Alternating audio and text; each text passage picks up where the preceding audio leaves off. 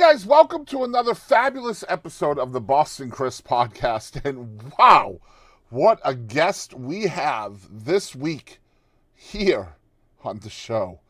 My God, guys, we have the one and only Jerry Phillips on the show. He's here to talk about his brand new solo debut record called For the Universe. We're going to talk in depth about the record, about his life, his songwriting, his production, and growing up in musical royalty.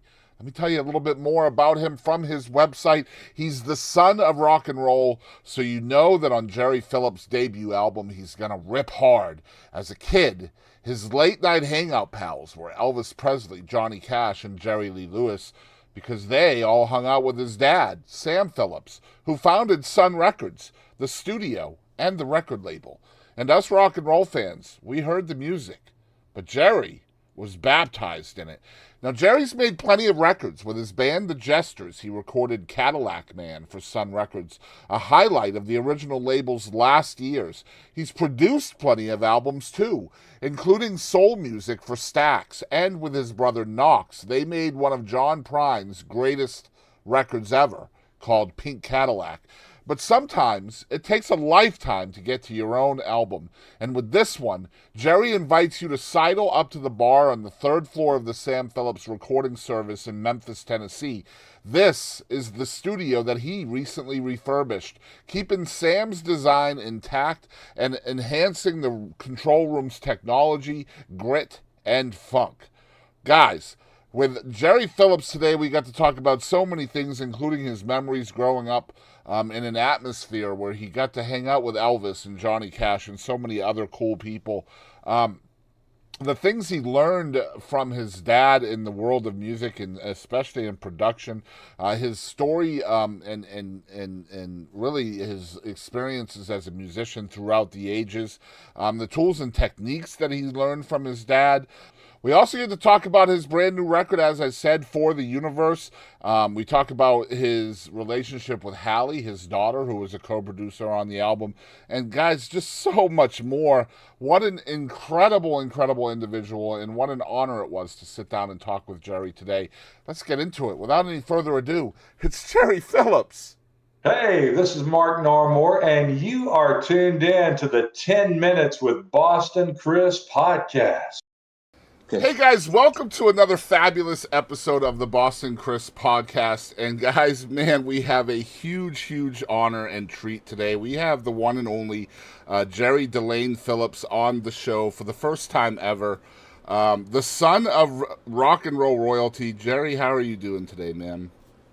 Man, I'm doing really good. I'm excited to talk with you, Chris. I really am. Same. You are such an intriguing guy. Just to read about you and everything that you've done in your career, and what a remarkable life you have led so far.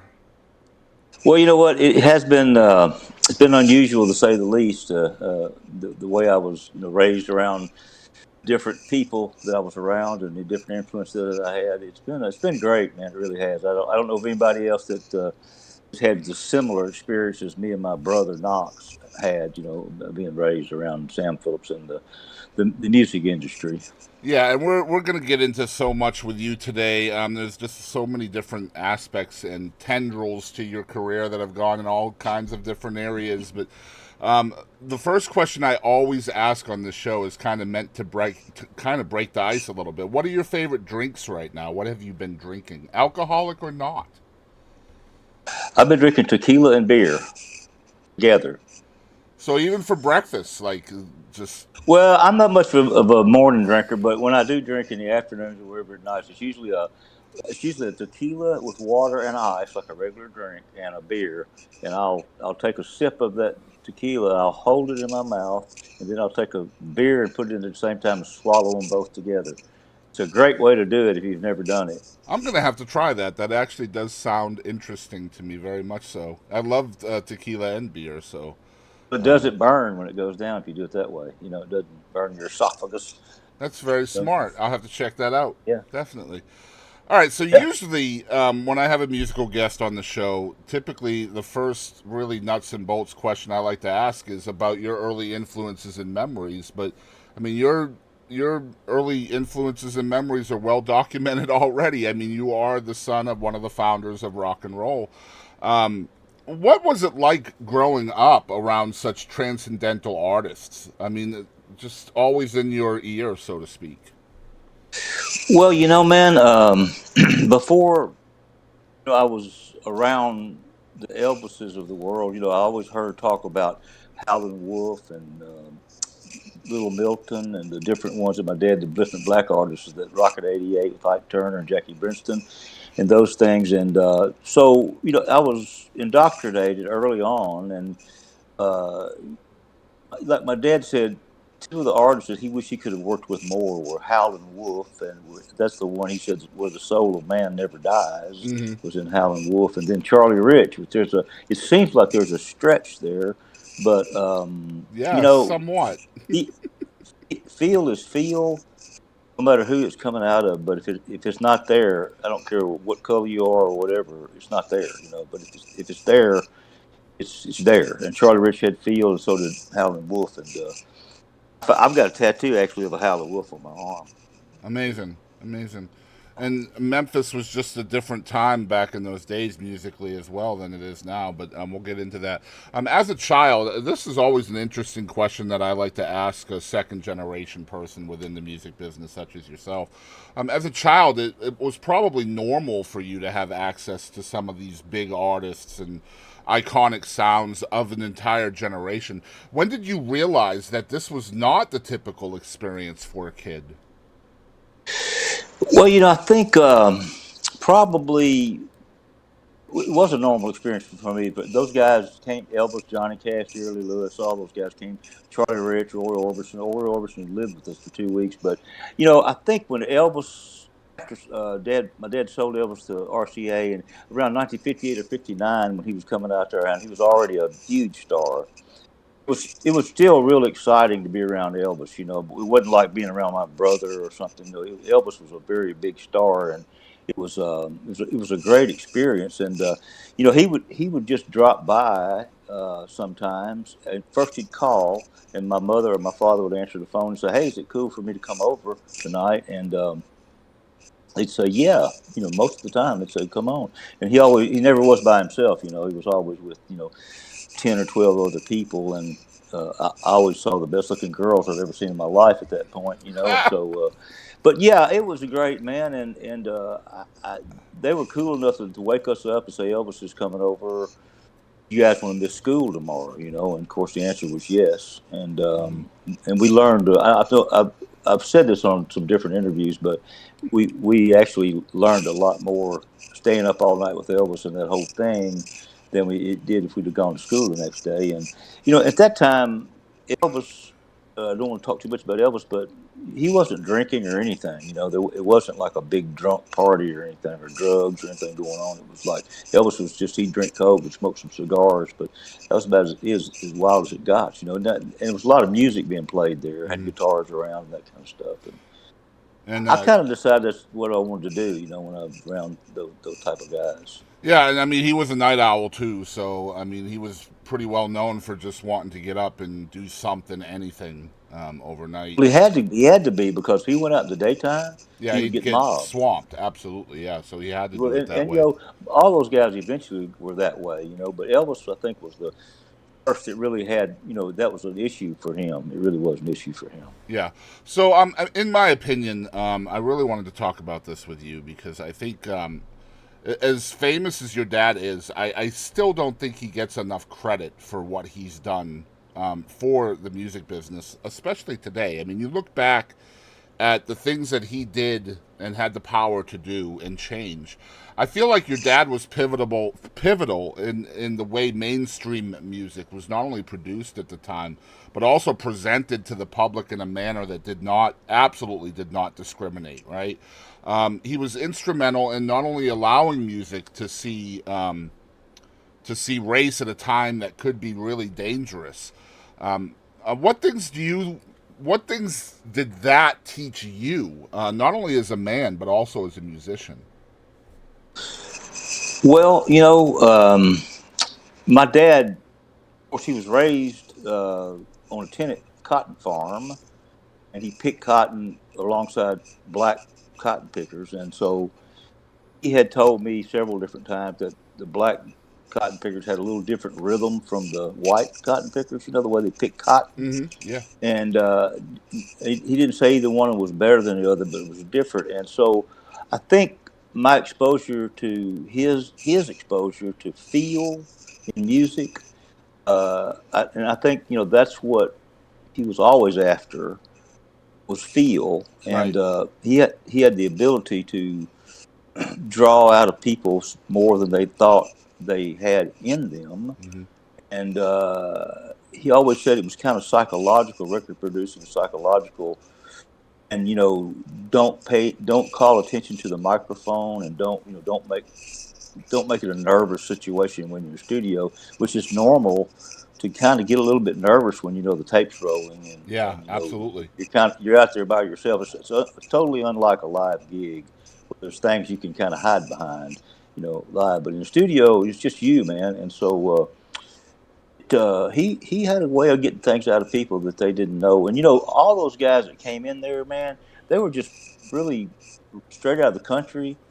A lot of them were cotton pickers too, and they didn't have any uh, you know preconceived notions other than they wanted to be after Elvis, particularly the white guys. They After Elvis came along, they saw a chance, to make it, and they had a similar backgrounds as Elvis. Poverty is what they came out of, and they Mm-hmm. ended up making a pretty good living in the music business. Well, 70 years ago, the landscape of music was completely different than it is now. I mean, your dad, in my opinion, was one of the first engineers to actually allow people of color to produce music that kind of represented who they were culturally. Whereas, a lot of the other mainstream companies, I'm not going to name any names, were trying to get people of color to sound more white, right? Always trying to make them sound more white. And your dad was not that way at all. He just got what he got and never tried to shape who or what they were, trying to sound like. And that's what I'm talking about, where I don't think your dad gets enough credit in kind of the lack of separation in music. He kind of was instrumental in blending all of that together, not just in the way that Elvis was, perhaps doing music of color, but also allowing the people of color to record their own music. Well, he always told me that he told his black artists, particularly, but all of his artists, but starting with his black artists, he said he would tell them, "Don't play for me what you think I want to hear. No, I just want to hear what you've got inside of you. I want you to bring that out. I don't want you to try to sound like anybody else." Because I don't think he made this up, but he has told it to me before that you might as well be yourself because everybody else is taken.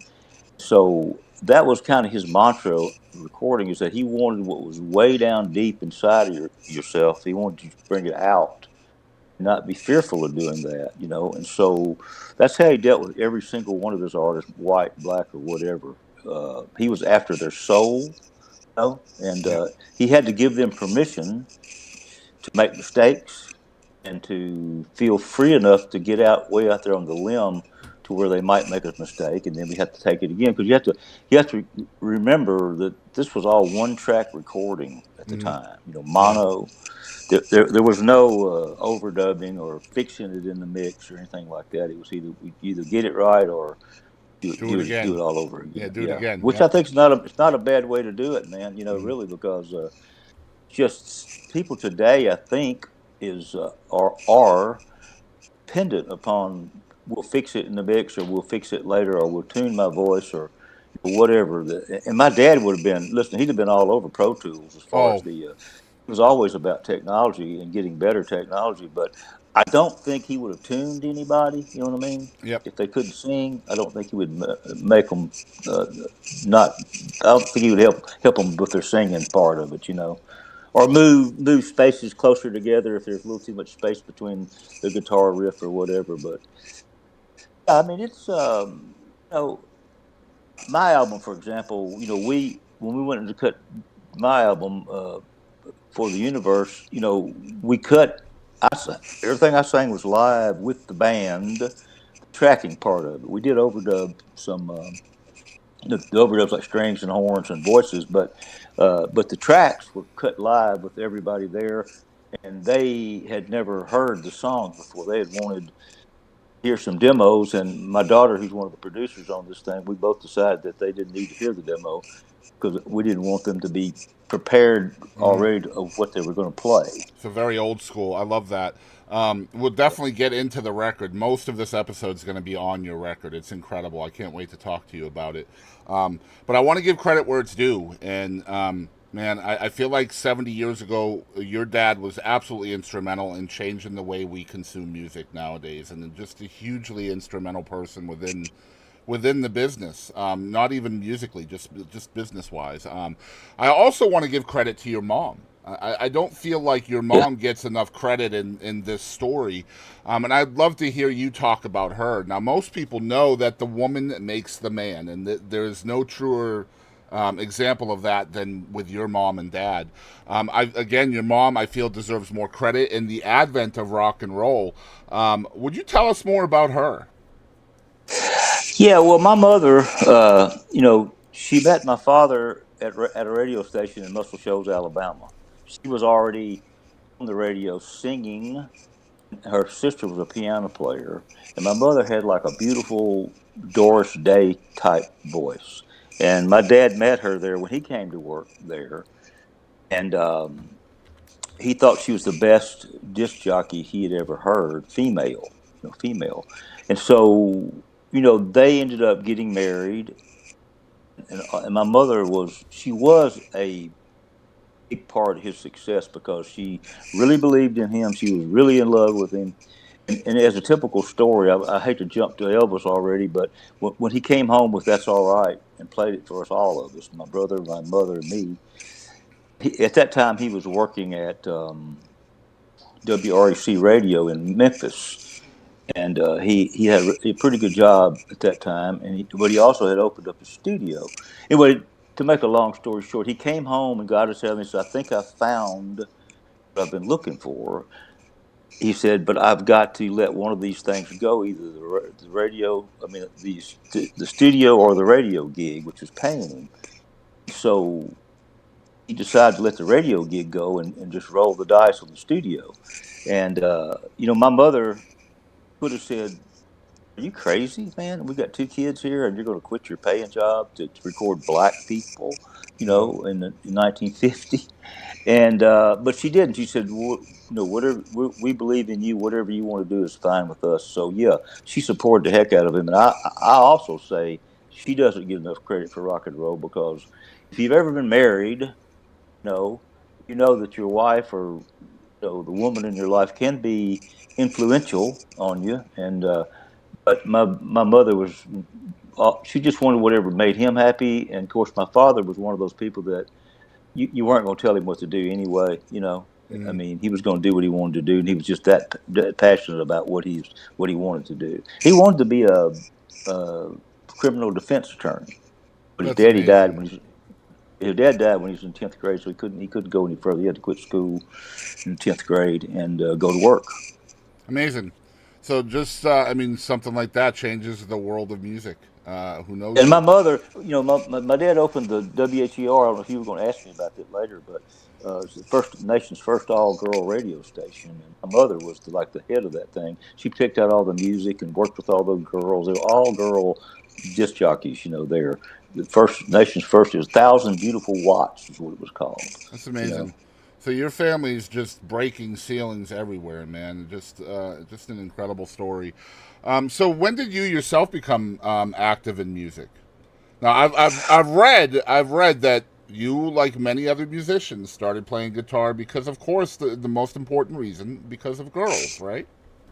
Absolutely. What other reason is there? No, my brother bought my first guitar. It was a little small body Gibson. He bought it and gave it to me I think it was a birthday present. I was 12 years old. And, I still have that guitar, by the way. And I got interested in music and I think I took a couple of, or maybe more than a couple of guitar lessons at one point in time, but mostly I was self-taught and I'm not saying I'm a great player or anything, but yeah, I got interested in there at 12 years old, and sometimes when people say that, I go, "Well, man, 12 years old, that's really young," but it is. But by the time I was 15, I was playing in bands, and high school bands and that kind of stuff, and so I got really off into the music thing. Really loved playing in bands, and you're right. I mean, girls like guitar players. There's no doubt about it. I tell young guys today, don't get a set of drums, man. You can't take it to the beach. It's true. you know, Yeah. you It's got funny it's take funny the how many songwriters started out as percussionists though. I'm just going to say. It's very Yeah, it's surprising. true. Yeah. It's It's true. true. Yeah, it Yeah. is. So even though your debut solo album is about to be released everywhere, and we're going to talk about that a lot today, and I'm excited about that. You've been making music a really long time, just not in a solo way. You've been members with a lot of different bands and stuff like that. You've even released one of the last records, I think number 400 on Sun Records with the Jesters. If I'm correct Right. me if I'm wrong. Um, can you tell us some of the steps along the way that you've taken musically that got you here to your first solo record? Well, man, I had a bunch of different bands I played in. I say a bunch, probably five different bands or something, and I was always the rhythm guitar player, never the lead vocalist or anything. So, it took me a long time, and with the help of other people saying, "Hey, man, you're a pretty good singer," and I didn't really realize that I was maybe, but it's been a long process of having the confidence. Step out there and do a solo record, because I was always dependent on some really great.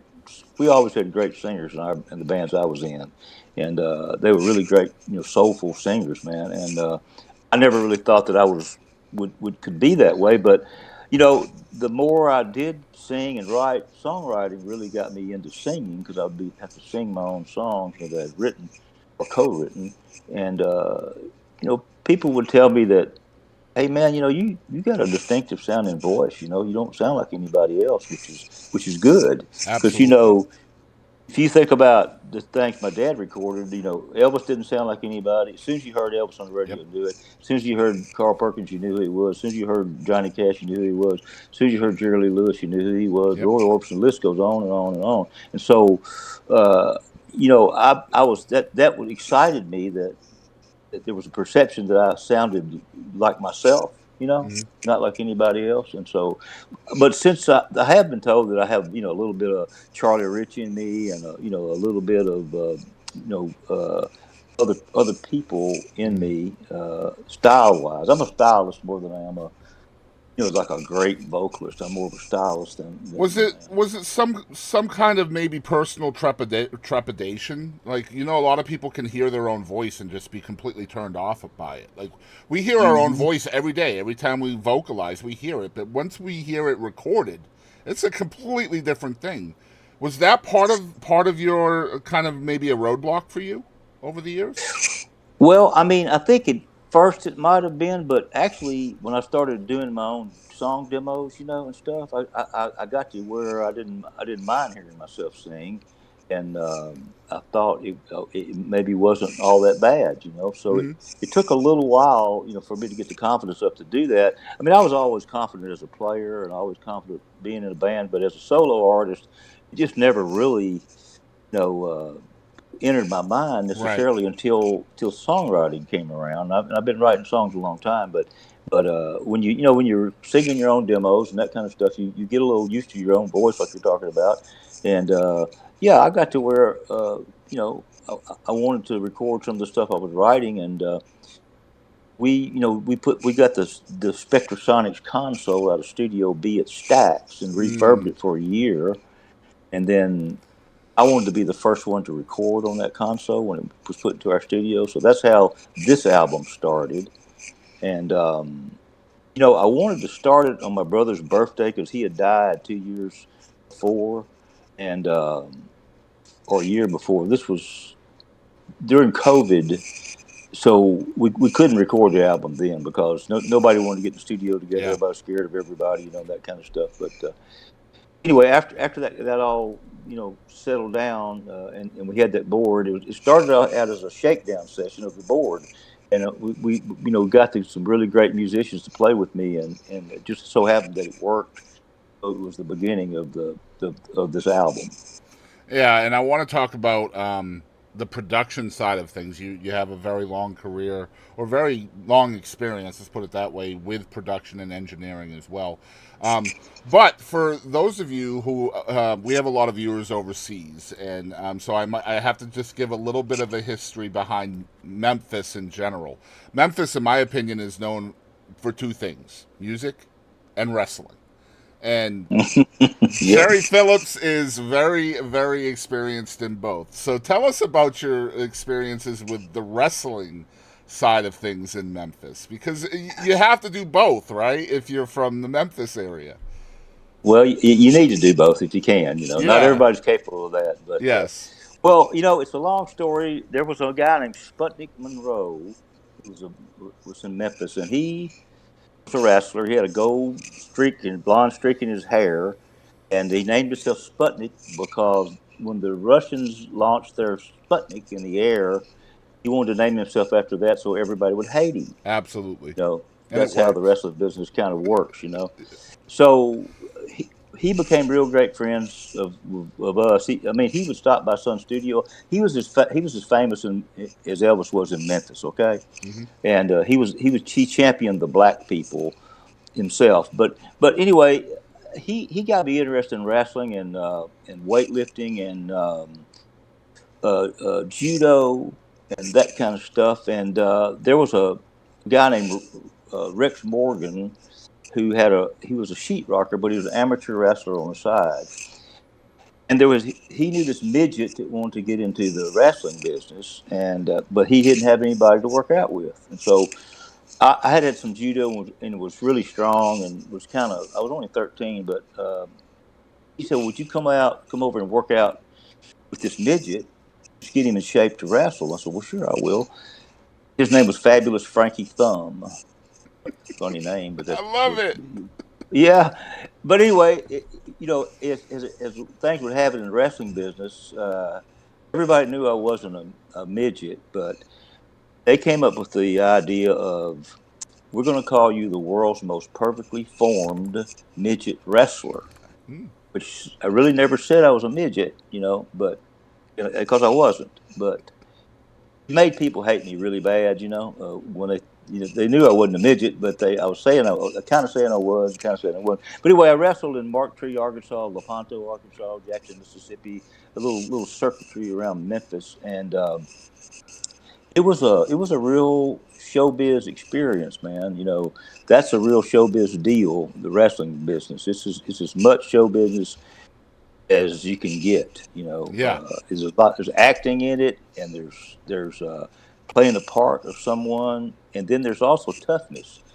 You have to be tough. You can't. It's not a baby sport. You know what I mean? You Hmm. get hit and you get hurt and you get Yep. you get there's things that happen, even though everybody kind of knows it's a show. But I mean, you got to be in pretty good shape to do that. And so I was in good shape, and I had a lot of fun doing it.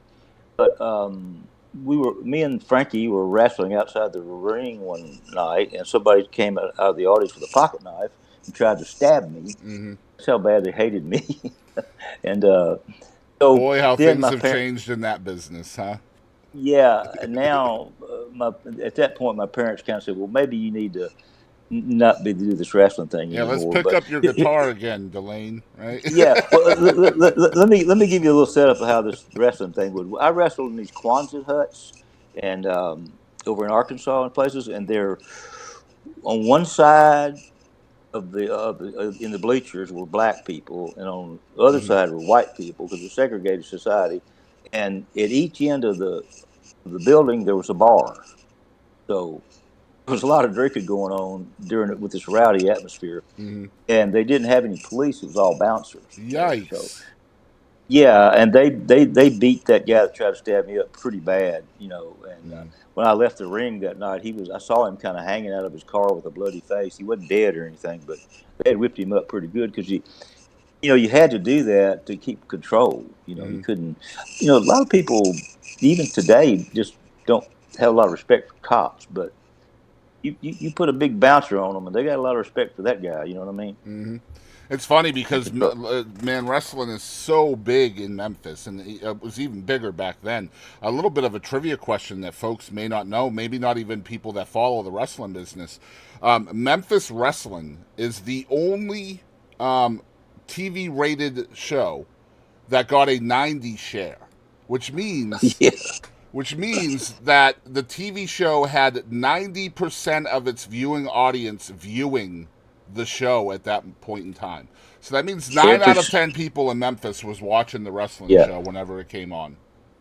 every Saturday morning. Every It Saturday was morning, on. that's right. Yeah. Yeah, and everybody watched it. It was the number one program in Memphis for sure, no doubt about it. Yep. But you know what? It was very entertaining. Mm-hmm. You know, it really was entertaining. And those guys like Sputnik and later on Jerry Lawler and Hulk Hogan and all those guys, they were great actors and they knew how to get everybody stirred up. Yep, And everybody then came through Memphis at one point or another. I did the reason yeah, why I wanted to put your wrestling experience here as part of the show is because I feel like every life experience we have as people always leads us to what we're meant to do, and that experience, whatever it may be, good or bad, always kind of gives you the attributes needed to be successful at the next thing that comes up for you.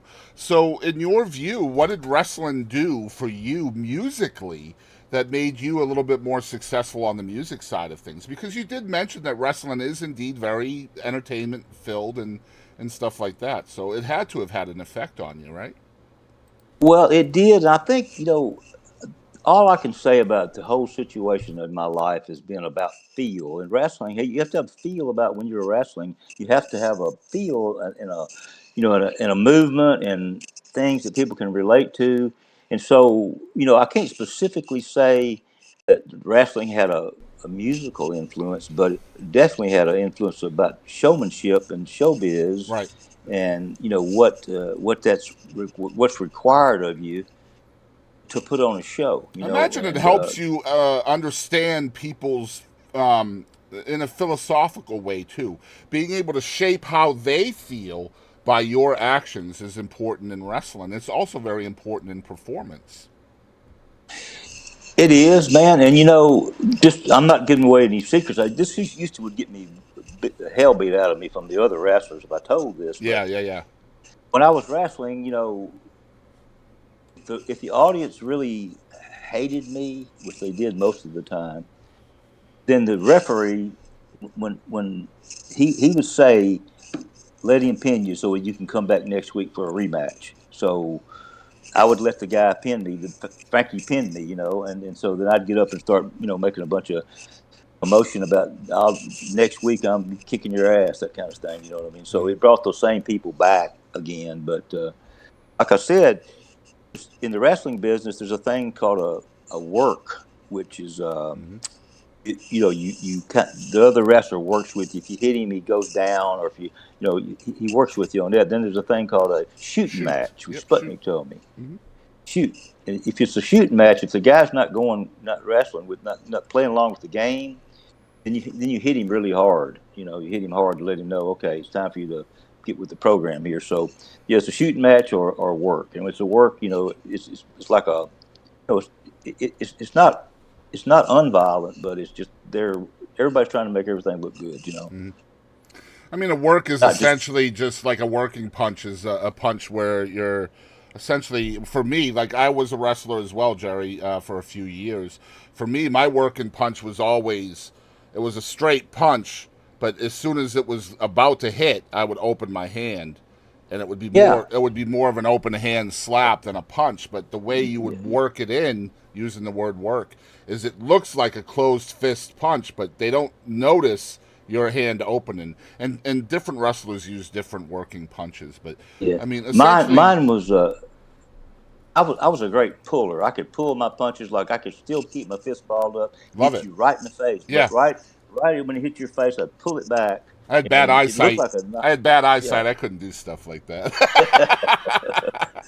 But there's some real wrestlers that were really good at it, and I was good at it also, and it was hard to tell whether it was a real punch or not a real punch. You know, that was the whole purpose of the wrestling thing, was to make it look real, and it was Absolutely. real. I mean, it was as real as it gets, as far as, getting, you can get hurt and get body slammed and get your neck broke and get all that kind of stuff. The idea But is, though, you work together with your opponent to make sure nobody gets injured. I mean, you're going to get hurt, but getting injured is the difference in that.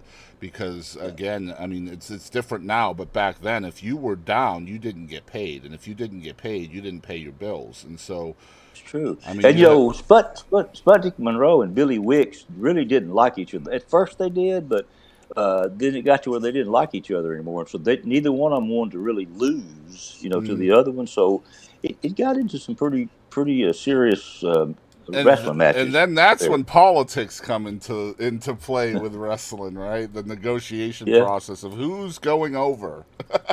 Right, exactly. And what? The first time I met Bob Dylan, he came out to our house.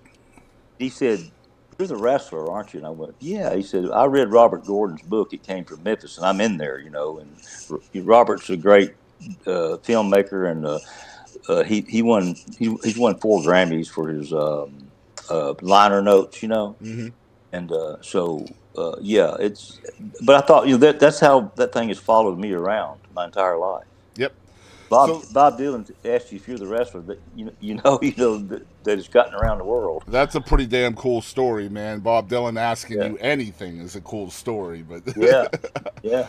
so It's over the true. course of your life, we've talked a little bit. You've mentioned it. You've written a lot of songs. You've performed a lot of songs, but you've also produced some killer records too, including one of John Prine's absolute greatest albums called Pink Cadillac. Yep. Of course, you did that one with your brother Knox. What I'd like to hear is, what are some of the lessons you may have learned from your dad in the production side of music? Well, I hate to keep going back to the word of feel, but that's what you're really hunting for in the studio, is feel in the music. You could take a. My dad told me this.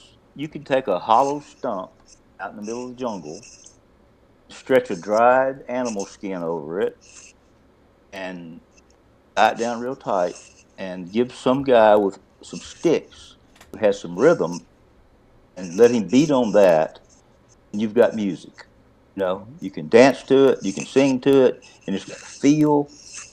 But the guy beating on the drum or the stump has to have feel, or it's not. It's just a bunch of sounds. So we're always searching for feel, and he always said, don't overproduce. Don't put too much on it. Don't feel like you got to put a bunch of stuff on there that's not needed.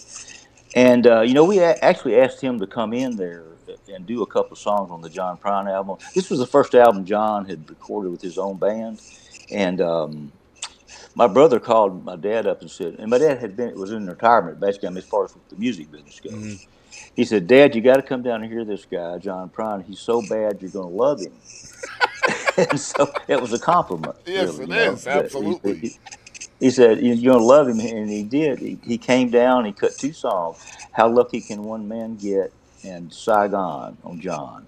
And as much as I hate to admit it, those are the 2 best songs on the album. You know what I mean? Well, I But when you mean, got a master on the board yeah. and the producing and using psychology, and he was going to the 2-track.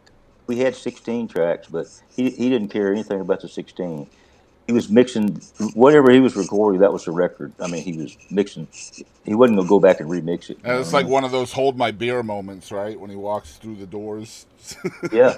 And he told John. He said we were cutting Saigon, and it was really really fast, like triple speed. Da da Saigon, honey, honey, honey, Saigon. He said, "John, can you cut that tempo in half?" He said, "Yes, sir, I can." He said, "Well, cut that in half and cut it in half, that in half," which he slowed it down really really Wow. slow. And if you listen to the record, you'll hear how slow Saigon is. Yes. And he put the guitar amp in the echo chamber, the amp itself, which is unusual anyway, and it actually kind of blew the amp in the echo chamber, and everybody was going, "Wow, man, I don't know about that." And I said, "Oh no, man, that's shrapnel. That sounds like shrapnel going through the air," which it Wow. did when you It after did. you know. Yeah. And the song was about Vietnam, is what it was Yeah. about. the guy had been in war at Saigon, and that's what it was about. So, yeah, I mean, it's hard to put what he does in words. I mean, his presence in the studio is it's a demanding one without being demanding. You know what I mean? Mm-hmm. It's just you know who you're playing for. And the record company actually didn't care much for that record because it didn't sound folky and it didn't sound like all his other stuff. And one That's what made it one great. writer, yeah, and it got panned real bad. I think in New York and in L.A. One of those, I forget which one. One two. There were two big writers at the time, and one of them panned it, and one of them said it was one of the greatest things they ever heard, and that kind of thing. Mm-hmm. So that when you got that kind of stuff going on, that kind of controversy, you've done something good. Mm-hmm. Absolutely. On the flip side of that, I know there has to be something of your own as well. So, what tools or techniques have you utilized over the years that were different than what your dad used to do? And I don't want you to talk about like upgraded technology either. I'm talking about like, actual tools of the trade that you practice that may have been different than your dad. Well, I don't know really that there is anything a whole lot different because the way we were taught, Mm-hmm. get a good sound. Good musicians are important. Um, you know, Start with the drums and add everything else around that, and don't overdo it. And so, there was all kinds of different technology, like you're talking about. You didn't want to talk about, but there's digital reverb and digital all that. But Right. right now at our studio now we have three analog echo chambers, which sound way better than any digital verb unit that you can buy. Do you Even think your today. dad would be overwhelmed by that, or do you think he would just take to it like a fish to water? I mean, what the Just analog any still sounds any better? any of the new technology that you use nowadays. Oh, I think he would take to a lot of the technology, especially you don't have to use a razor blade anymore to splice, or Right. fix things like you used to, and yeah, no, I think he would embrace it all, except I don't think he would use it as a crutch. I mean, there's so many people using this Pro Tools stuff as a crutch. Hey, don't worry about it. If you're a little bit late on your coming in, I'll just bump it over a little bit. Mm-hmm. You can do all that stuff now. And my daughter's the same way. Hallie, she's very a purist when it comes to recording, and she knows what we're going for is feel. And actually, on this particular record, I just was the artist basically with the songs, and she and Scott Bomar, who co-produced, they were really good producers, and I kind of really liked not having that Oh that man, that imagine. that responsibility on my shoulders because Yeah. everything they asked me to do was right. Yep. It made things better. So it was kind of cool being the artist, which I use that word loosely, but No, you it was definitely are. Like you're you the know you're the star of the show in the studio then, and that not so much the guy behind the curtain. That has to be a wild change for sure. yeah, it was really kind of comfortable. You know what I mean? Yeah. Just what do y'all think? Yep. Yep. They That's cool. that was pretty good. Yeah, So let's yeah. talk about songwriting. Man, I'm a huge songwriting nerd. I've had a lot of very influential and highly awarded songwriters on the show over the years, and I always love to hear about people's processes for creating. So, for you, in your process of going from an empty page to a fully fledged song, what is the process like for you? Is it more spontaneous for you, or is it something you can also schedule in? Well, I have two ways that I write. One is if I come up with a chord progression that has some feel to it, back to that feel word, and then I can write some words around that. A lot of times, though, I'll have song titles that I've heard somebody say or something, Hmm. and I'll write them down. I'll write everything that sounds unusual. I've got like 200 song titles on my phone right now that it's particularly useful if you're co-writing with somebody. Because if you go into a co-write with somebody, it's good to have an idea of what you might want to work on, and so have only one idea that the other guy might not like, then you got to pull something else out to get everybody on the same page. Hmm. So I don't even know where my phone is, but I'm just trying to see if I mean, I'll just give you an example. Let me find it here real quick. And this is, I mean, I'm just trying to think. Well, I've got so many things here. Love is worth more than money. Somebody said that to me. That's nothing. No, a bad good girl. That's a title somebody said. They're all gone but me. Uh, be your best on your worst day. These are things that people said to me. She was the right amount of loose. You know. So it goes. I mean, it's just you just have to have some ammunition in your pocket when you go write. And I was in Nashville for a while, and the way they do it in Nashville, not all the time, but a lot of the time, you go into an office somewhere with another writer, and they're specifically writing for an artist, Yep. which is not a bad thing to do, but because you can get rich that way. But to me, the song comes first, and then you find the artist for it. You know. So that's the way I would work. I mean, I hadn't been a super huge And successful some of the best songwriter songs in for. history have come that way too, where the artist was not thought of beforehand, and they ended up finding the song from Right. some, wacky way they Yeah, found the song, and yeah. I think you kind of water it down a little bit when you're writing specifically for somebody. You know, specifically for some of these guys. You think, well, and also, what does radio want? I mean, that's Well, a big question in songwriting. You I know, mean, I feel what do like we? if you're writing that way too, like you're as a songwriter, you're probably writing for somebody's strengths. And if you're always writing for somebody's strengths, then you're never going to hear their flaws. And the flaws Yeah, is what makes people vulnerable in music, I feel. that's true. That's true. There was a telephone ringing in one of Sam's recordings on a blues artist, and he left it in there. You know, because he said, "Hell, we could never get that to happen again." Oh, The like you secretary hear was gone. coughing in some records back then. Like Yeah, it added character to the song. it did. It You would did. It's never hear perfect. that nowadays, where you would hear like, no way, man. But like it happened a lot back then, and man, and we talked about identifiers earlier. We're trying to identify somebody by their voice. That was a good way of identifying people too, was by those little flaws that you would hear in a song. Because Absolutely. they were definitely indicative of certain producers and engineers at the time, Perfect imperfection is what that's called. Absolutely. Disorganized chaos, or organized Right. chaos, rather. Yeah. Yeah. Man, on this show, we love the stories, love revisiting the past. And so years ago, your daughter, I met her in Florence, Alabama, during a American Idol event that we were both judging at the time.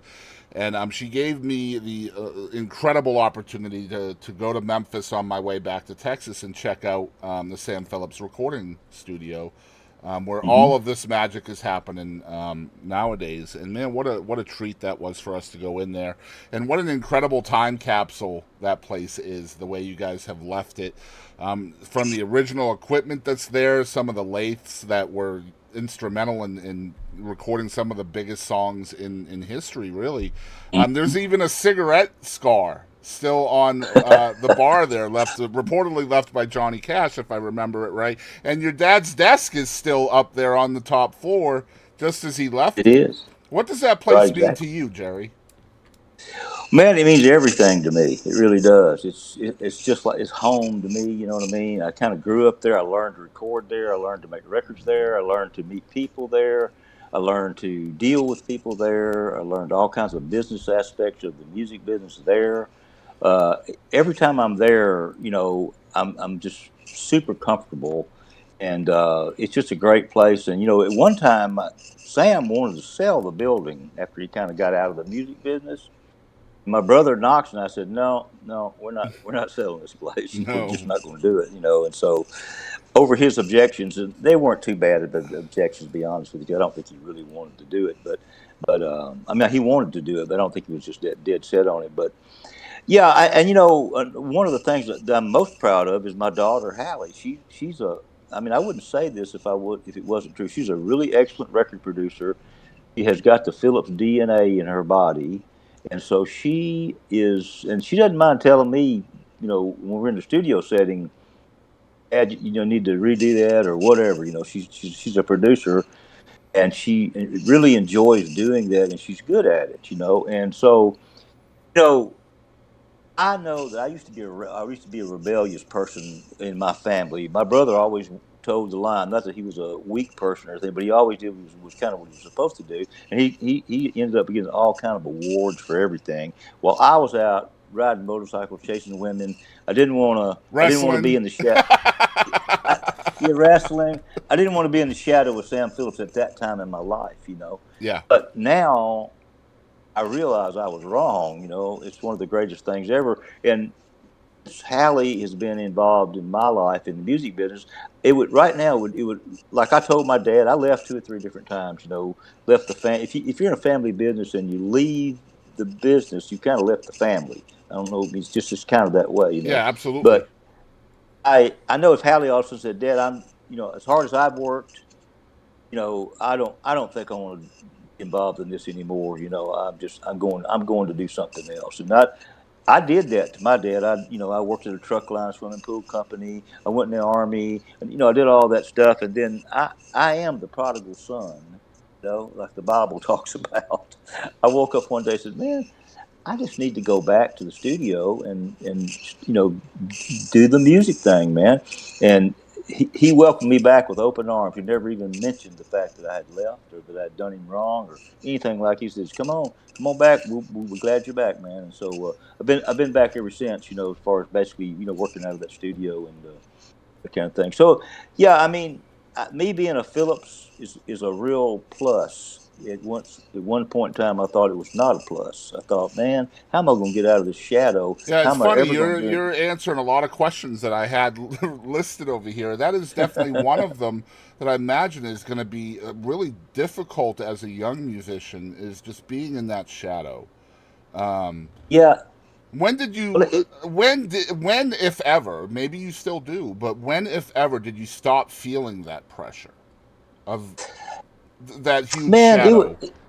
it was probably after I had I had worked for Stax Record for their Enterprise label they had at one time, and I had my own record label a couple of different times, and it, I really realized the the obstacles in the music business. But nothing comes easy in the music business, and No. so I finally realized that, man, I've got a studio here. I need to just get back to work, and that's what I did, I've been there, ever since. And like I said, I hate to keep bringing Hallie's name up, but I'm so proud that next generation is really interested in what's her grandfather did, what I'm doing. I've got Hmm. another daughter who's a really fabulous singer.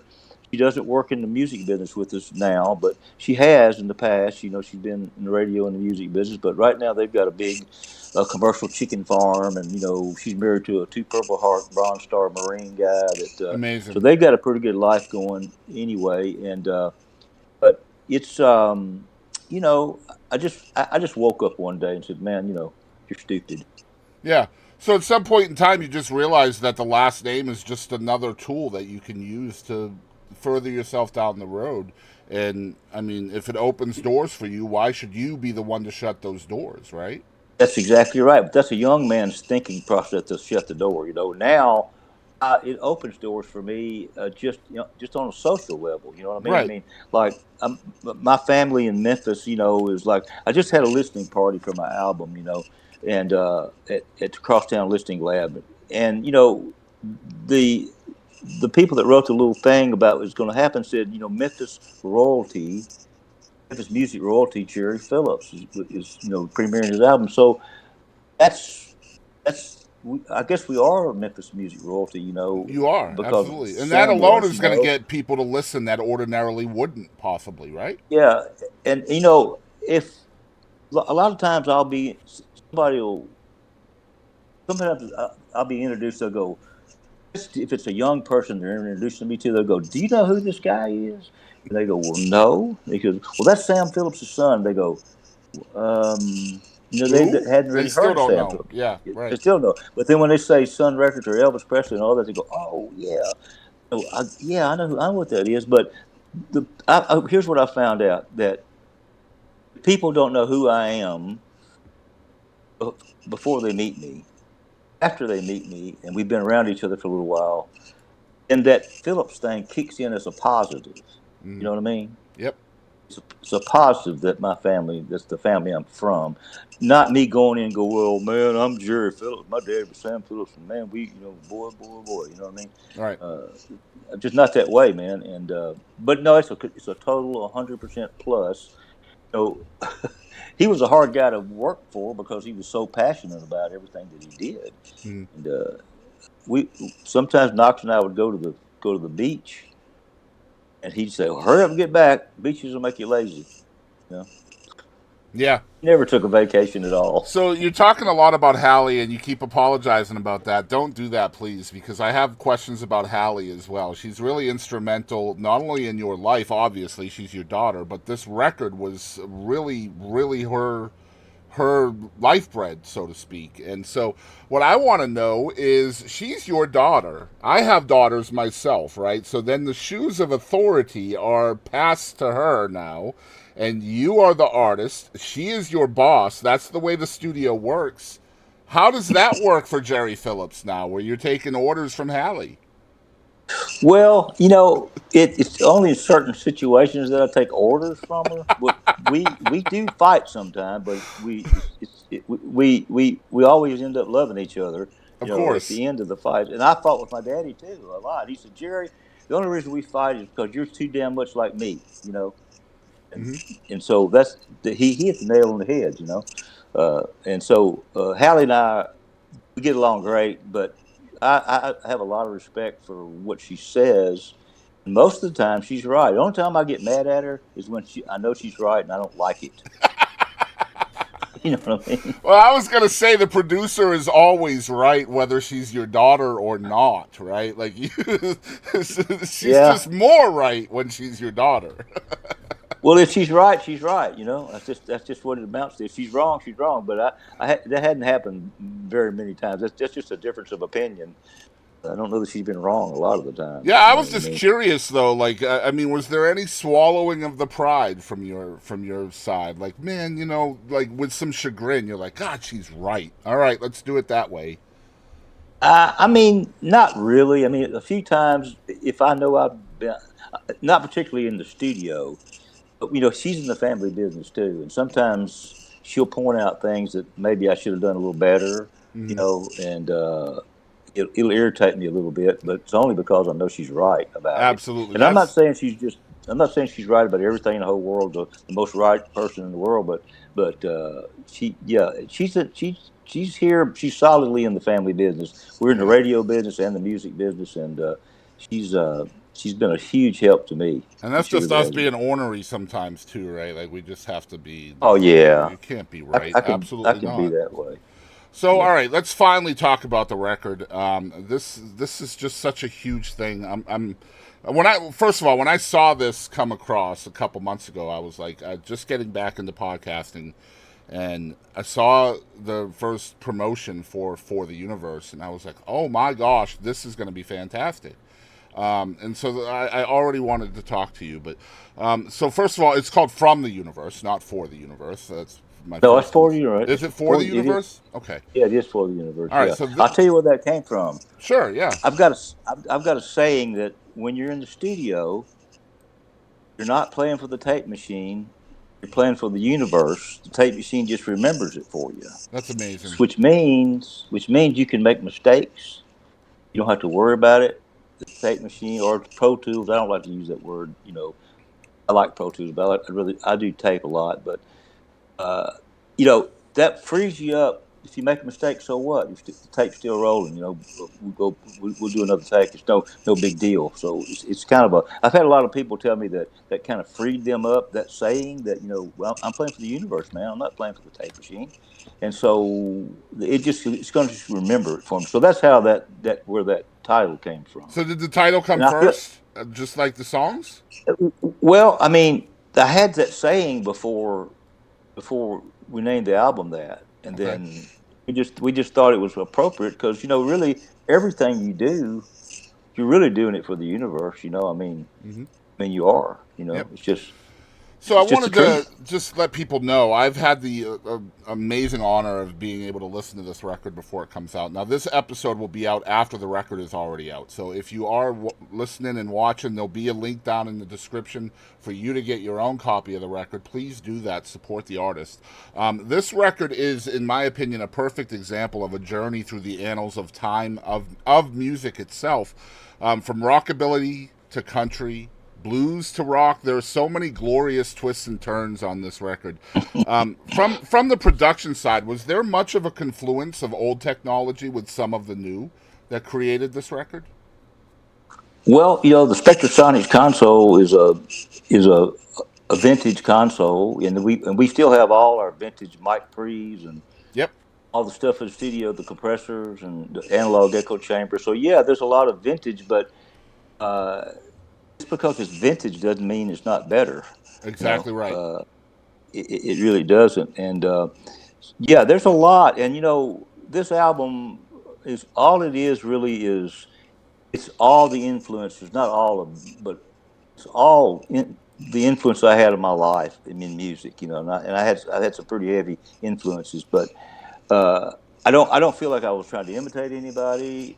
In fact, I know I wasn't trying to imitate No. Yeah. anybody because my dad always said if you're not doing anything different, you're not doing anything at all, and he's right about that. So, but it wasn't intentionally different. It was just like you said. You made a point, which is good. There's a lot of different styles, if that's the right word, on this album. Well, I it's like think an it does encyclopedia go. of music in just 10 tracks to me. Like, there's doo-wop, there's rockabilly, there's country, there's gospel vibes, there's blues, there's jazz. Like, there's so many different things in this album. Man, it's just great.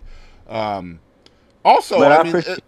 it seems to me as a listener and somebody who's pretty well informed on the Sun Records years, this kind of seems like a snippet into the early Sun Record years. Almost like this record could have come out from then. So, was this a trajectory that you guys intended with this record? Not really. The only thing we wanted to do that was sort of old school was I wanted to be part of the. I was part of the band as playing guitar too, but most people come into the studio these days and they'll put a rough vocal track down. They'll with the musicians playing the track. Go back and sing the real version of it. Well, we wanted to sing the real version while the track was being laid down.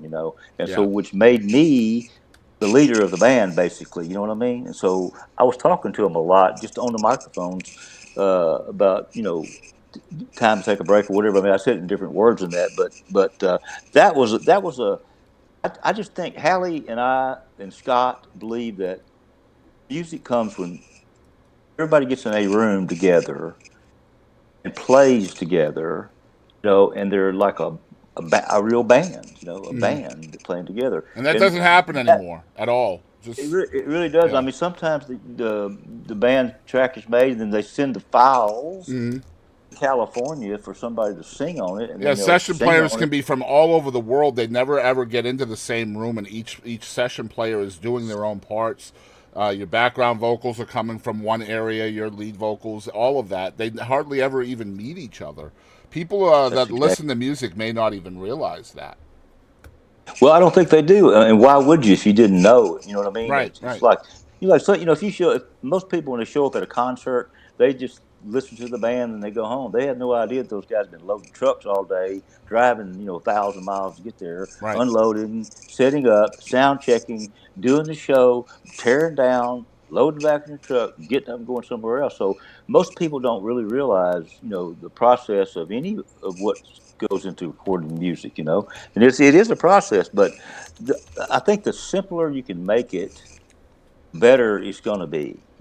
And that's just a mindset that you have to have. I have to have, and the only thing, like I said, the only thing vintage about one of the things vintage about the approach of this album was that number one, we didn't let anybody hear any demos.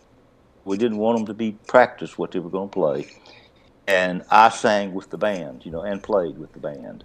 And I think I punched one word that Hallie made me punch. Hmm. And but the rest of it, and then also Hallie's got friends, the Shoal sisters. They're singers. They sing on thousands of records, and Yeah. so this record they came and sang on it along with Susan Marshall and Becky Russell uh, from Memphis, doing background vocals for us. So my dad was from Muscle Shoals, or actually from Florence. My Yep. mother was from Sheffield, so we've got a Muscle Shoals Memphis connection there, and we've got that in there. Nobody really knows that, but those kind of things mean a lot to me and to her, and to that it was just the right thing to do. Well, It having brought Memphis all along. those people in the same room, I feel like as somebody who understands kind of a little bit about the studio atmosphere, that adds a more of a human element to the art as well. I feel right instead of everybody being separated.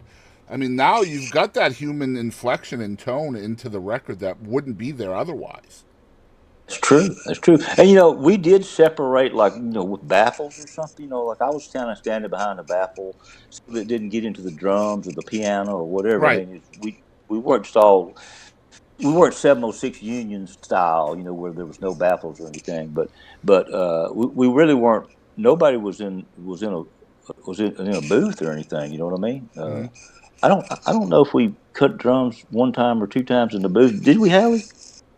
No, we didn't put anything in the booth at all. So yeah, I mean, man, it's just the way music ought to be cut. I think it really is. Not because that's the way I did it, but I just don't believe that you should build it a stage at a time. Mm-hmm. You know, Right. punch in Everything's every about damn layers thing. nowadays, right? It's all about It layer is. upon layer upon layer. It is, and nobody's going out on a limb, to where they could fall off to Right. their death. And don't get me wrong, as a music fan, I enjoy the layers sometimes, but they have to be Do too. they have to be tasteful, and I feel like a lot of times they're just putting layers to put layers. Like, They are. sometimes you don't need to fill the silence. You know what I mean? Well, it's like Steve Cropper told me, and it's true. What you don't play is better and more important than what you do play. You Absolutely. know. And sometimes So, less is but more. I mean, we've all heard that too, right? it is, and there's layers of strings on this thing. We doubled the strings that went Right. on there, and we doubled the voices. I mean, there's layers on this album too. We're not just so hardcore that we're not going to make it sound as good as it can possibly sound. But Right. I think the initial approach of the tracks is where it all happens. If the tracks don't have feel to them, then whatever you put on top of it's not going to make it sound any better. It's just going to make it sound different. Right. Right. You know, I have a few more questions. You still have some time? I do. Oh, awesome. All right, so I wanted to talk about two songs in particular that I really enjoy from the record. The first one is the first single, which I love the title of the song, and I love the fact that you're telling us that the titles come first a lot of times, because that makes sense with this particular song. The song is called Good Side, Bad Side, Side of Crazy 2. I Hmm. love, first of all, I love the steel guitar. Anytime I hear a song with steel guitar in it, I'm immediately in love. My father-in-law played steel guitar for 70 plus years, so kind of partial to the steel guitar. I also love the classic country vibes to the song, and it really is, I think, the only song on the album that really kind of delves into that world of classic country, traditional country. I could be wrong. Hmm. I love the Hmm. wordplay as well of the title and within the song also. It gives me very strong, like, Red Sovine vibes. Um, Yeah. so tell us how this song came to be. Well, man, I think the song title. My co-writer Jim Whitehead was. We were sitting there trying to think of what we could write, and I said, Jim, no, I'm just a different song. That's a new pair of everything. Uh, yeah, I just think this one came about by everybody. I was going through not the time, but I have been through a divorce where my ex-wife would sometimes keep the children away from me, that kind of thing. So this is a real kind of a true story of my life, really. And during that period of time, I did have a good side, and I did have a bad side, and I had a side of crazy too. I mean, I think we all have a side of Absolutely. crazy. We all We do. we see we can all go there, And so I argued with Hallie a little bit and Scott about I didn't think that should be the first single, because I thought, hey, I'm Sam Phillips' son. I need to be rocking right out of the box, you know. But it's really turned out to be the perfect single. Everybody had so many compliments on it, and then the next single will probably be a rocking one. You know what I mean? But sometimes you can blow it too much out your ass when you come out. You know, first you can blow the whole thing on the first song, and then you can't. Where do you go from there? It's And brilliant, a brilliant choice, just because I think it showcases your voice, just the timbre in your voice, and I think the first single of a record has to drag people into the record. I mean, it's literally the opening match, right? Going back to wrestling, if the opening match isn't any good, people aren't going to want to come to the show. So, they're not coming back. And you know that recitation thing is not the easiest thing in the world to do, but of it just course. on this song it just came really easy for me, because I was just telling basically my life, not my life story, but a portion of my life Well, it's story. it's absolutely beautiful, and it definitely does the Yeah. job it's meant to do, to drag people into the album. Man, it's just so well done. Such a great tune. Just Thank you. kudos, man. I want to talk about one other song on the record, just because it does have somewhat of a Texas connection, and I am in Texas. Have a lot of Texas fans here in the Lone Star State. There is a song on the record called 24/6 Not 7, which was co-written by Austin legend Dale Watson. I would love to hear the how this song came to be, and I absolutely love the wordplay in this as well. Just so clever in your phrasing and all of that. Well, man, Dale was in our Studio B working with Matt Rossbang one day. They were mixing some stuff that he had cut at our studio, and I was in the A studio writing this particular song. And everybody needs a break every once in a while, from their wife or whatever. But in this particular song, it's about your girlfriend or your significant other.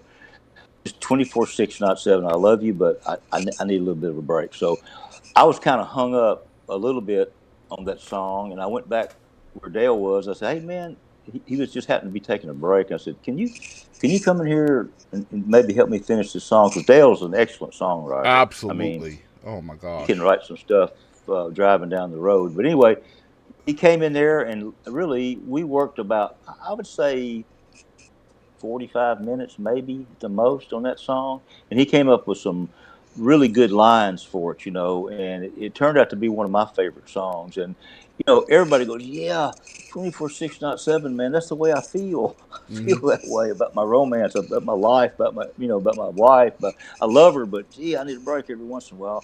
And so that's how that came. And that song wouldn't have turned out nearly as good as it did had Dale Watson not been involved with it. That's for sure. I mean, just the fact that there is a Dale Watson, Jerry Phillips song on this planet, as a music fan, that just, man, that tugs at my heart so much. That makes me so happy. And for it to be such a great song as well.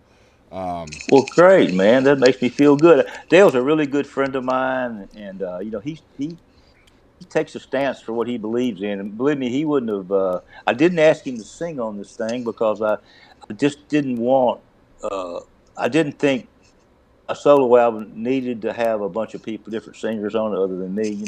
But uh, maybe someday I mean, he would have been great on it. There's no doubt about it. But it just didn't happen that way. Hey, just an idea. It's Maybe you do some like the Best of the Sun record years, and have a bunch of artists come in and do tributes of yeah, songs that your dad produced back in the day. That would be yeah. cool, right?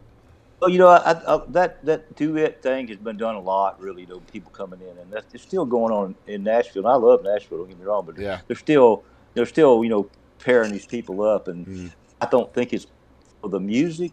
I think it's for the money. I'm not You necessarily know? talking a duet either. Just have one artist on each Oh yeah, song. yeah, yeah. I agree. I Yeah. agree. So Yeah. Dale, I'm a big fan of Dale Watson's. I've been. He owns a venue in Marshall, Texas, that I've actually done an interview at. I have not been fortunate enough to meet him yet, but I've met his wife Celine, and man, I would love to They're interview him.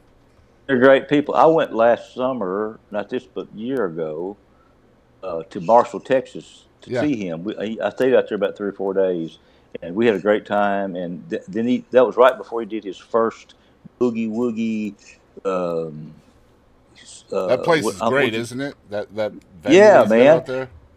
He does it. He does a concert. I mean, a boogie woogie. Yeah, Boogie woogie was invented in in Marshall, Marshall. Texas. That's That's what right. the yeah. Yep. And so he does. He now Dale takes advantage of everything. Not advantage, but he's smart. Like I said, when I'm thinking of what I think I might want to do, I always ask myself, and this is true now. What would Dale Watson do?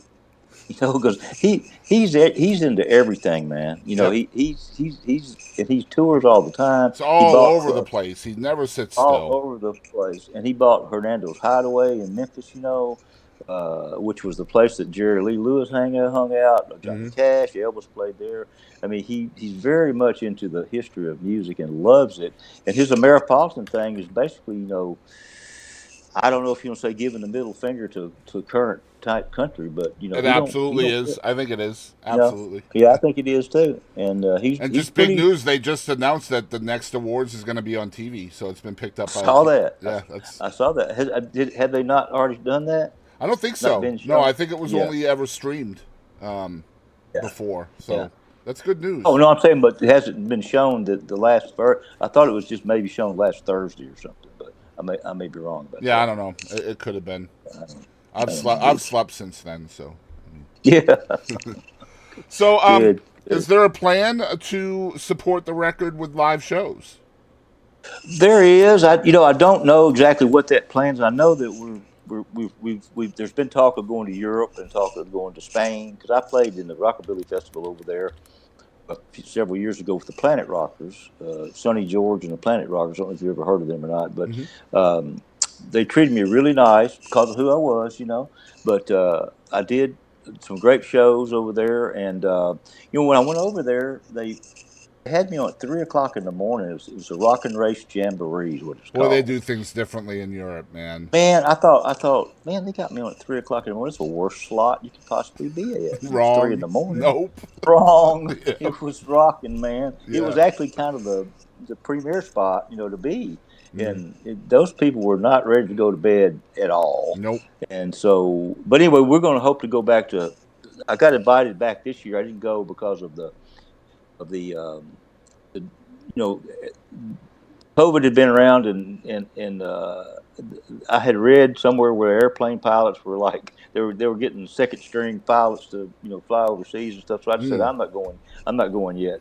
But I was invited back, and I'm going to go back. But yeah, I just you know I'd like to take the guys that played on my record with me, but they're touring. They're touring with other people right now, and Mm. uh, and that may not be possible. But I really like those players. They're really fine players, every single one of them, and I think they can work me into their schedule. I'm not planning on going on a 300-day tour or anything. You know what I mean? Yeah. But I do want to play, but I don't want to play the Pizza Hut. You know what I mean? Yep. Uh, but not that there's anything wrong with that, but that's really not what I want to do. I want to, go to the place where they'll appreciate what we're doing, and those European people, man. I mean, they really like music from Memphis. They do. They love indie This was music in Europe, man. I yeah, wish I wish America could pick up on that a little bit more. It's happening more now, obviously, where indie music is shining through, but it's just such an oversaturation of indie music now that it's hard to, man, like it's just hard to hear the good stuff now, right? I mean, really is. It really is. everybody's DIY and everybody can upload to Spotify, and I mean, man, there's some really bad music on Spotify. You got to pick through a Well, lot of. man, it costs a lot to go into a studio and record a record. I understand that, I really Yeah. do. But these home studios, where you can get some of it's good. I mean, but you can get you can fool yourself into thinking that I'll I'll I'll do one instrument at a time or whatever. You know what Mm. I mean, and come out with a record that has any feel to it. But it's not cheap to go into a studio, rent the studio, pay the musicians, Mm. have the records pressed. I mean, it's a lot of money involved in here, so it's not something that everybody wants to do. And if the studio business itself is difficult just by the nature of what it is. And Uh, that's just one aspect of it too. When you're talking about expense, then you got radio, then you got promotion, then you got tours, then you got travel. Then I mean, there's so much money yeah, needed just to be successful on one record. yeah. Well, there's a saying that records don't escape. I say that a lot to people when they go, "Oh man, the record, you're so cool. You're in the music business. Isn't that great? Isn't that fun?" And yeah, it is too. But they think that you go in the studio and you cut something and you just hand it over to the radio world and they'll play it. And now radio is significant still. It really Yeah. is. But there's all these other things. Your damn telephone. You know what I mean? You Mm-hmm. got everything you want on your phone. You used to have to call. I'm not trying to be throwback, but you used to, and you still do sometimes. But you have to call the disc jockey and say, "Hey, could you play that Jerry Phillips song?" Yep. Instead of just going and downloading it or listening to it on Spotify or Now you're whatever. emailing it over and then praying, right? Yeah, Yeah. yeah. Man, I And heard so, somebody on Twitter last night. They posted most musicians are wealthy. Okay, they said this on Twitter, and I'm not going to talk about the context that it was written in, but I just responded with, yeah, when you start your argument with quote most musicians are wealthy unquote, you have lost all credibility on the internet. Please turn it off and never come back again. good for you. Good for you. Because that's the truth, brother. It really Yeah, is. in It really fact, is. I mean, I know a lot of musicians. I don't think I know one that is wealthy. Well, if it's like making the NFL or something, I mean, Yeah, there's only a few people that are going to make it. That's the fact, that's right. And, That's right. Just and because there's the a lot of ones people you out there. know about might be wealthy doesn't make that most musicians. But Well, um, man, we're in a publishing business also. We own songs, and had never heard the term micro penny until I saw it on a royalty check. You know, and it's from downloads. You know what I mean? yeah, yeah, 99-cent downloads. By the time it gets to the publisher and the art writer, it's a stack of micro pennies. micro pennies. That's right. Yep, I never heard of that before. it's crazy to think I mean, about. yeah, And honestly, it should be illegal. It really should. I agree. But that's a completely different can of worms. Is there going to be a follow up for the universe? Yeah, man, I hope so. It really depends on what kind of reaction we get to this one. I've got more songs. I've got a lot more songs that I feel are equal in quality to these. And if it's called for, yeah, there'll be another one. If it's I don't know what the rail, the high bar or whatever it is for doing another one, but if this one's a total flop, I don't know if there's any need to just exercise by doing another one. But if it gets some interest and sells a few copies and that kind of thing, and takes some downloads or whatever, there's so many different things today, man. It's hard to even keep up with it, even when Here's a you're in the business. Here's a question for you. This was not on my outline. A lot of my questions, some of the good ones, really come from responses from the guest. When you're in the studio, and whether you're the artist that's performing the record or the producer behind the record, do you strategize the song choices for your records based on this could be the last thing I ever record? So we need to pick the songs, like we need to make sure the picking of the songs is done right. Do you put songs on the record with the knowledge that you may never get to cut that song again? Not really. It's just I picked out the 10 of what I thought were the best songs. Not the best, but 10 really good songs uh, with no particular, element of whether it might be my. I mean, I think every day this might be my last day to live. You know what I mean? So, Right, same.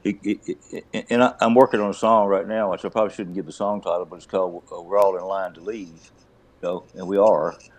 I don't know whether you're ahead of me or I'm behind you or what, but we're leaving. We're Mm-hmm. not going to be around forever. But no, not really, man. It just felt good to me. And I picked them out. We cut them, and the way they lined up was kind of accidental in a way. The way they were, I won't say it's accidental on the way it's on the album, but I think we could have put it anyway with those songs, and it would have been all right. You know what I mean? Yeah, and I've I heard think stories from other people where, like, maybe the first 9 songs will be finalized, they're in, they've made the cut, and then there'll be 2 songs in discussion for that last slot. And Mhm. so I was just curious if a future record comes into the process of eliminating one versus another. Like, well, we'll do this one now, and we'll just save this one for later. When you're trying to make cuts down to your final 10 or whatever.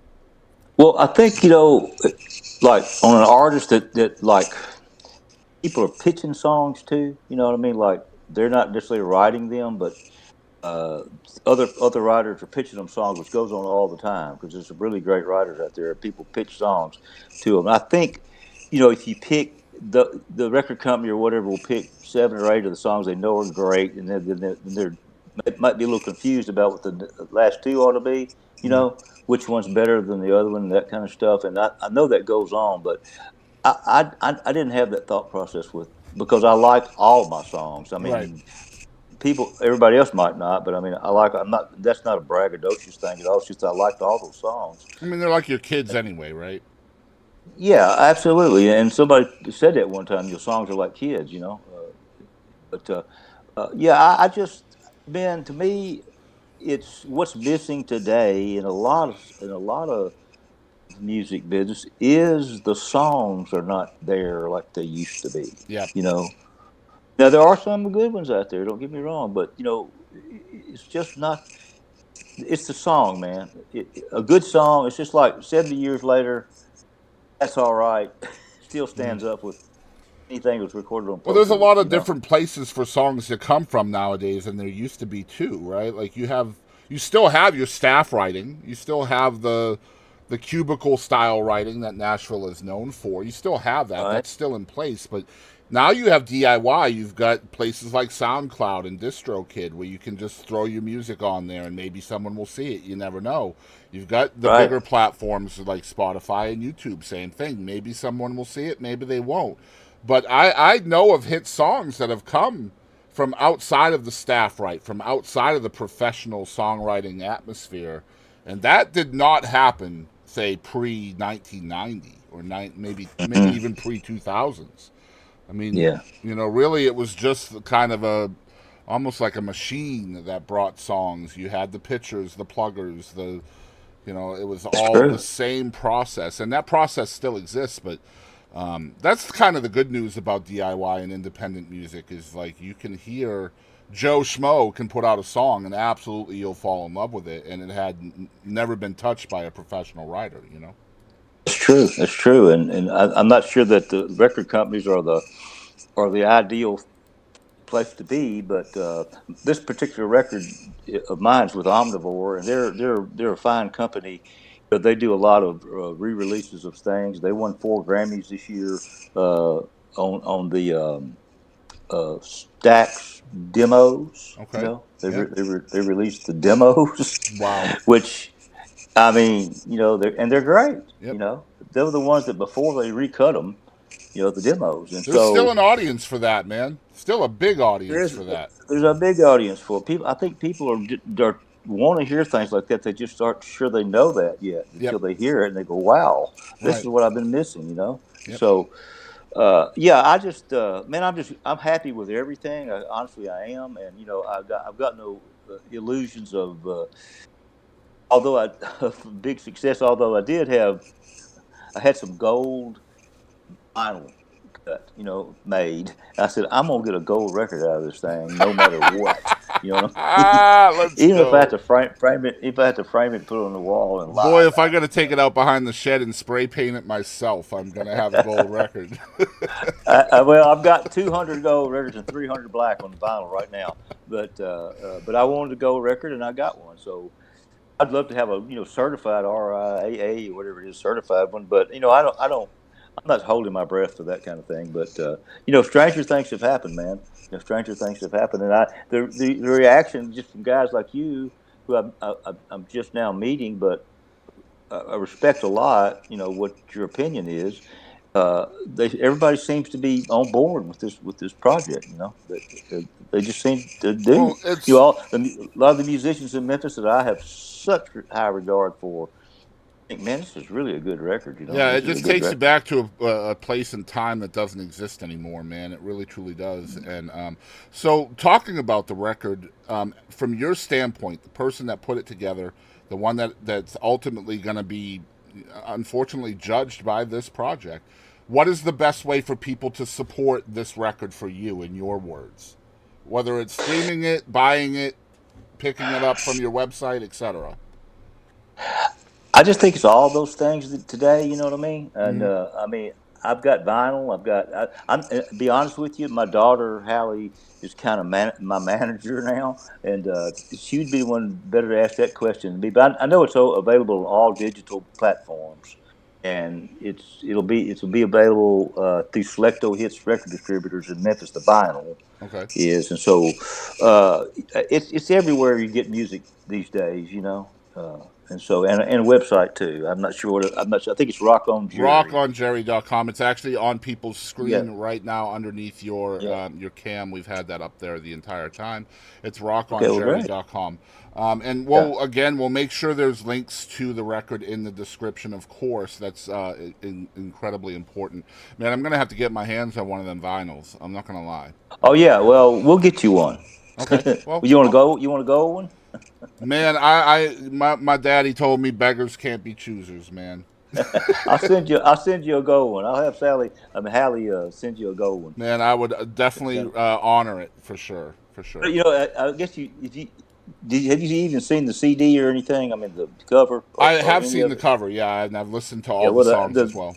the uh, the uh, the vinyl is cooler because it's a lot bigger. You know what I mean? Right. The cover is bigger, and there's that little drawing of being the Cadillac and in the universe and all that Hmm. is real big. You could frame it up, but Oh yeah, yeah, it'll go on my wall for sure. Absolutely. oh man, I hope so. And you got a gold record coming. We just gotta. Does Hallie know how to send it to you? I could get her my address. That won't be a problem. Give her your address, and we'll send you one. All right, perfect. So a couple last questions. Actually, the last question might be the hardest one for you to answer. So I'll let you worry about that for a few minutes. But I know y'all's Okay. studio is still churning out incredible music, not just your own, but other incredible artists that you're churning out music for as well. Can you tell everyone out there about the studio itself, how they can find it online, and of course how to contact y'all if they'd like to have some production work done?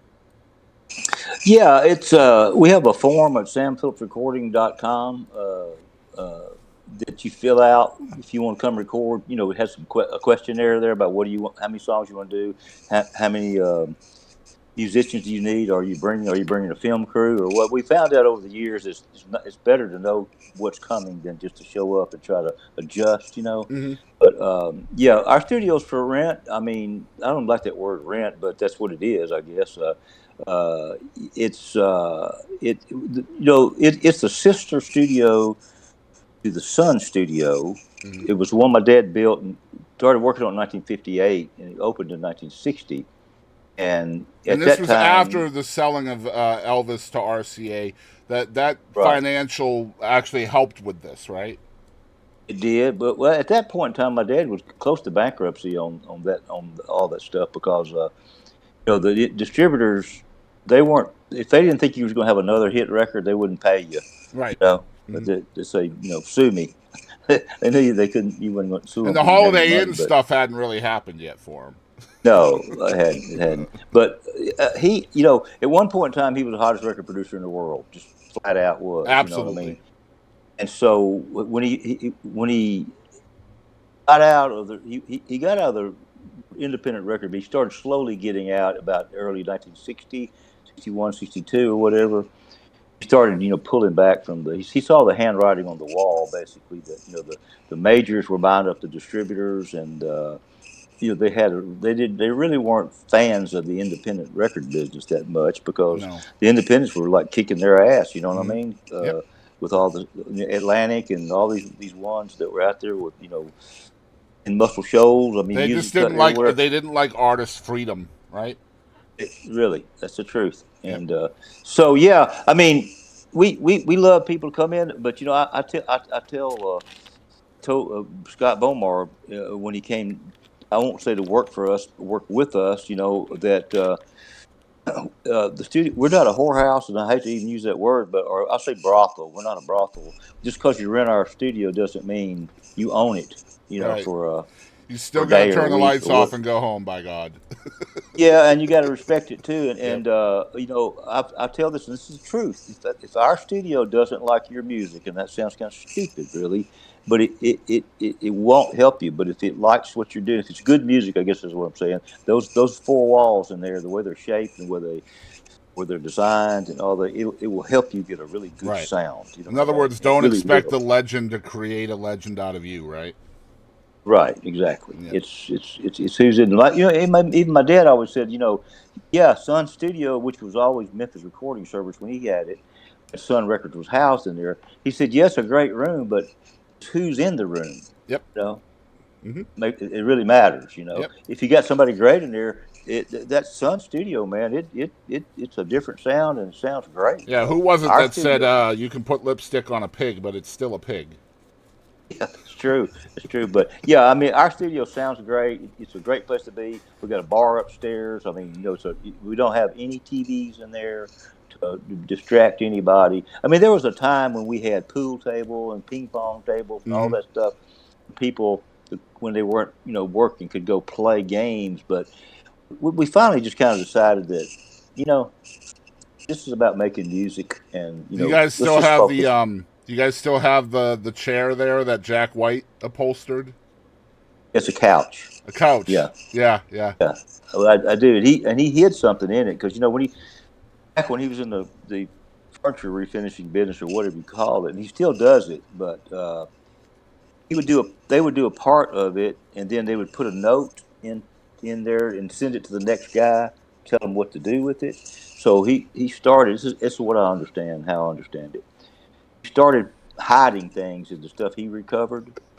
He called me and he said, "Man," he said. You want me to put a gestures record in here, you know, and because I always put something in whatever I cover. And I thought about it for a minute. I said, you know what, man, I don't want to know. You just put whatever you want to put in there. And I still to this day don't know what's in there.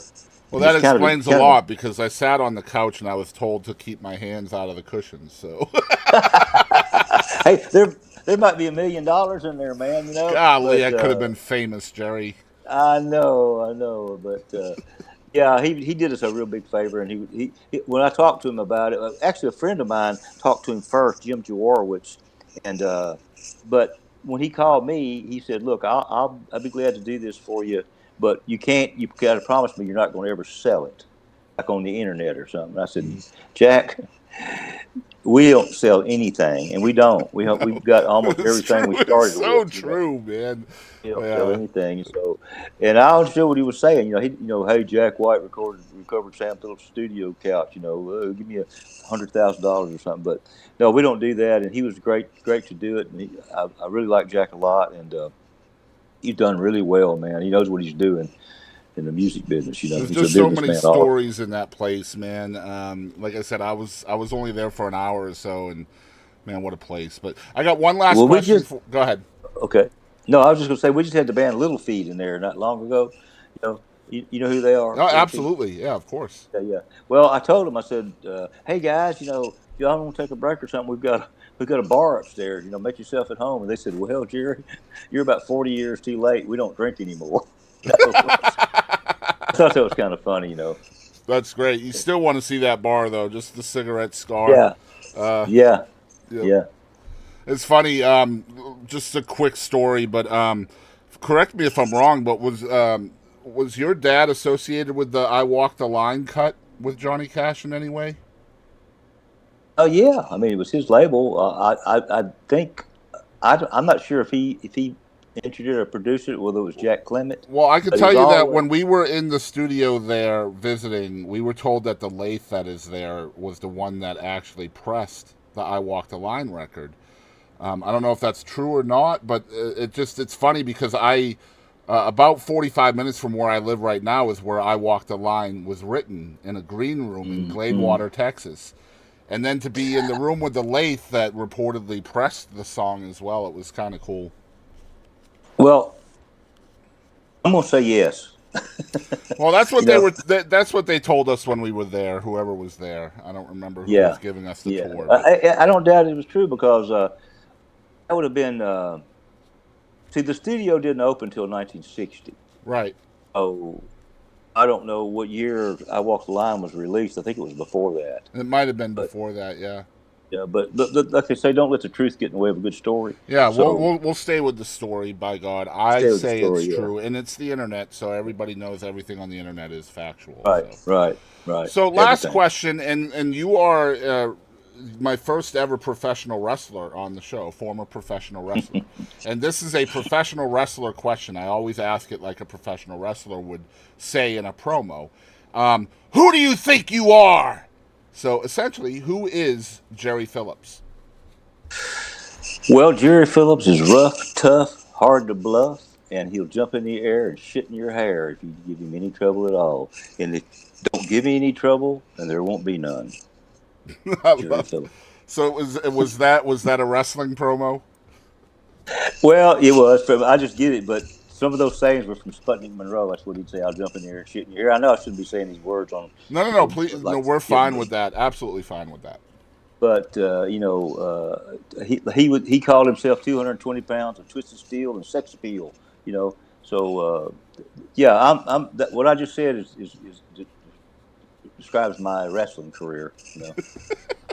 Let's go. Well, thank you so much. If people want to follow along with everything you got going on, you would just send them to rockonjerry.com. Yeah, I think that's what it is. Halley set all that up for me. Mm-hmm. I hate to be not so knowledgeable about that, but there's a Sam Phillips Recording.com, and there'll be some stuff up there, information. But yeah, rock on LLC, rockonjerry.com Yeah. is the word. Yeah, that's it. Yeah, so you guys So go there and check that out. I know you have a Facebook page as well. You guys can find that at Jerry Phillips. Just put it into your meta search, I guess. yes, mine is Phillips Jerry because there was another Jerry Phillips out there. So mine is Phillips Jerry. My Wow. Facebook page. How dare That's they it. Try to take your name? I know, boy, it's just terrible. Yeah, truly is. Jerry, thank you so much for your time today, man. Well, hey man, I've enjoyed the heck out of this, and interviews are like anything else. It's the guy that's asking the questions that makes it a great interview, and I think you've asked some really wonderful questions and some challenging questions. To be honest with you.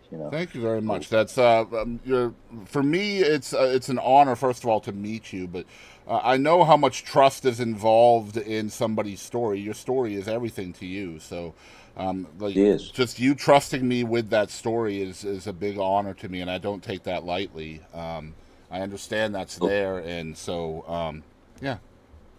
Yeah, well, man, I appreciate it, and I hope to face meet you pretty soon. And Absolutely. hand you that gold record. That would be cool. Yeah, we're in East Texas, so Yeah. if you end up in Dallas, we're only about an hour away from there.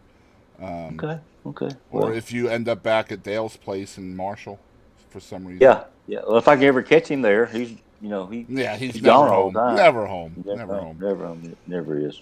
Hey, this is Ross Gibson. Thank you for tuning in to the 10 Minutes with Boston Chris podcast.